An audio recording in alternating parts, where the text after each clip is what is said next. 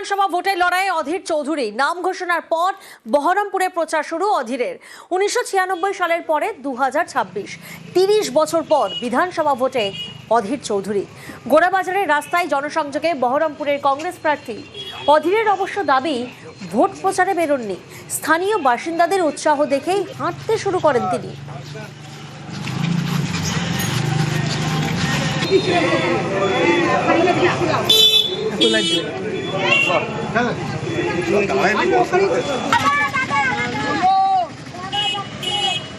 যাচ্ছিলাম party office, তো বলছি দাঁড়াও একটু, দাঁড়িয়ে এবার ছুটকি সে এবার ধমক দিয়েছি চলো হাঁটো, হাঁটলাম। আমার বহরমপুর শহরে ঘটা করে প্রচার করার কোনো প্রয়োজন আছে বলে মনে করে সবই আমাদের এখানকার তো লোক আছে, এবার ঘটা করে কি প্রচার করবো, তাই না? প্রতিদিন তো প্রচার, আমি তো এখানেই থাকি। রবিবার কংগ্রেসের প্রার্থী তালিকা প্রকাশ, তারপর থেকে প্রার্থী নিয়ে কংগ্রেস কর্মী সমর্থকদের ক্ষোভ বিক্ষোভ, কংগ্রেস অফিসে ভাঙচুর।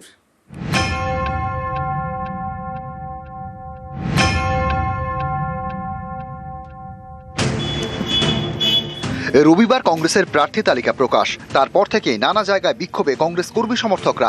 সোমবার পশ্চিম মেদিনীপুরের জেলা কংগ্রেস সদর অফিসে ভাঙচুর, অন্তত 6টি বিধানসভা কেন্দ্রে প্রার্থী বদল করার দাবিতে বিক্ষোভ দেখান কংগ্রেস কর্মীরা। মেদিনীপুর জেলার 15টা বিধানসভা, আমাদের প্রথম হচ্ছে মেদিনীপুর বিধানসভা প্রার্থী চেঞ্জ করতে হবে, সেখানে সাইফুল্লাহ খান্ডাগারকে ক্যান্ডিডেট করতে হবে।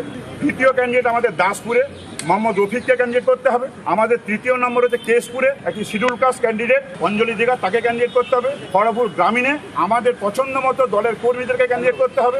খড়গপুর শহরে ওই পরিযায়ী পাখিকে বাতিল করতে হবে।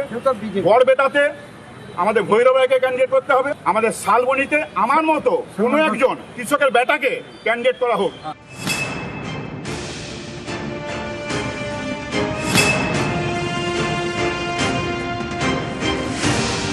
মালদার চাঁচলেও এক ছবি, কংগ্রেসের প্রার্থী তালিকা ঘোষণা হতেই তুমুল বিক্ষোভ, প্রার্থী বদলের দাবিতে দলীয় অফিস ভাঙচুর। রবিবার এখানকার তরলতলা মোড়ে টায়ার জ্বালিয়ে অবরোধ করেন কংগ্রেস কর্মীরা। সোমবারও চলে বিক্ষোভ।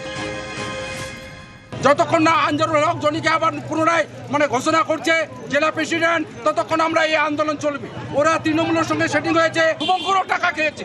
টাকার বিনিময়ে কি প্রার্থী পদ বিক্রি করা হলো? এর আগে বহুবার আমাদের জানানো হয়েছে, সেটা প্রদেশ কংগ্রেসের কানে গেছে। আমাদের এখন একটাই দাবি, আঞ্জালের জনিকে চাই, নাহলে আমরা রাস্তা থেকে উঠবো।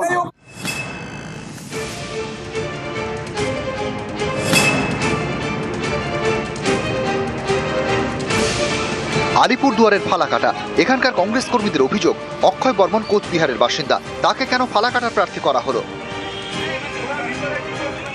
আমাদের তরফ থেকে দাবি উঠেছিল যে আমি প্রার্থী হই, ঠিক আছে। আমি প্রায় 2007 সাল থেকে কংগ্রেস করি। আমি গতবারে জেলা পরিষদ ক্যান্ডিডেটও ছিলাম। লোকাল যারা আছে তারা ক্যান্ডিডেট কংগ্রেসের জন্য লড়ি। ওদের মধ্যে কি হয়েছে, ওরা বাইরের থেকে কোচবিহার থেকে লোক এনে ক্যান্ডিডেট, আমরা এটা মানতে পারছি।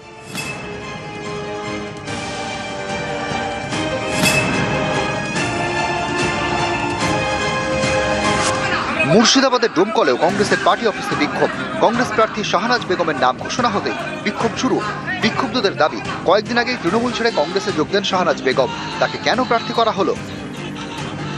দমকলের যত সাধারণ কর্মী আছে, বুথ লেভেলের কর্মীরা সবাই আপনার শাসক দলের বিরুদ্ধে, কেউ জেল খেটেছে, কেউ মার খেয়েছে, বাইরে রাতের অন্ধকারে বিভিন্ন জায়গাতে ঘুমিয়েছে। তো সেই জায়গাতে আজকে আপনার একজন ক্যান্ডিডেট হচ্ছে যে 2 মাস হলো না আপনার শাসক দল থেকে এসছে, আজকে বহিরাগত একটা ক্যান্ডিডেট করা হচ্ছে। এটা হচ্ছে আমাদের ডোমকল কংগ্রেসের লজ্জা।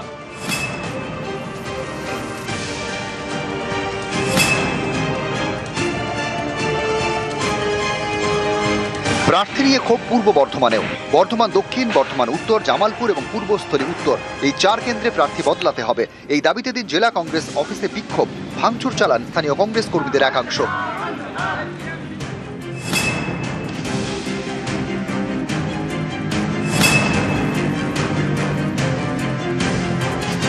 পশ্চিম মেদিনীপুরের খড়গপুর সদর, এই কেন্দ্রের কংগ্রেস প্রার্থী হিসেবে পাপিয়া চক্রবর্তীর নাম ঘোষণা হতেই অশান্তি শুরু, কংগ্রেসের অফিসে চলে ভাঙচুর। যিনি ক্যান্ডিডেট হয়েছে তিনি আরএসএস এবং বিজেপি থেকে আগত হওয়া প্রার্থী। উনি আরএসএসের সাথে এবং বিজেপির সাথে সম্পর্ক বজায় করে রেখে চলছেন। এই আজকে যে বিক্ষোভটা দেখলেন, এর পরে লাগাতার আরও বিক্ষোভ হবে শহর জুড়ে। আমরা প্রার্থী প্রত্যাহারের দাবি করছি।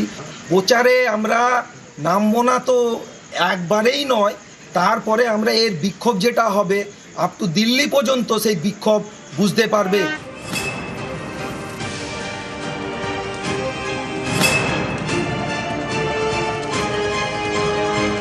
একই ছবি পূর্ব বর্ধমানের মন্তেশ্বরে। কংগ্রেস প্রার্থীকে নিয়ে ক্ষোভ, প্রার্থী পরিবর্তনের দাবি স্থানীয় কংগ্রেস কর্মীদের। আমার কাছে খবর নেই, কিন্তু আমি এটা মনে করি যখন যে দলের চাহিদা বেশি থাকে সেখানে মানুষের দাবি দাওয়া বেশি থাকে। নিউজ 18 বাংলা।